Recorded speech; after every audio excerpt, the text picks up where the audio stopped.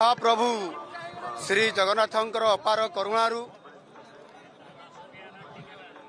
राज्य रे नूतन भाव रे जो सरकार गत काली शपथ पाठ ग्रहण करिसंती एवं राज्य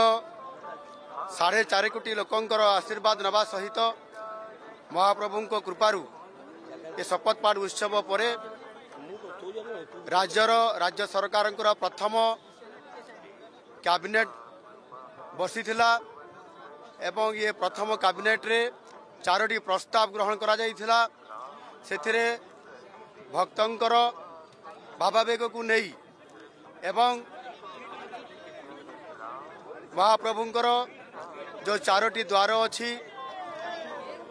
जहाँकि गोटे द्वार छड़ा अन्य द्वार गुड़िक बंद थिला एवं भक्तों भितर श्रद्धालुओं भितर जो असमानता तैयारी होता एवं मनरे आक्रोश थिला ताकू सरकार गतकाली कैबिनेट रे प्रथम प्रस्ताव रे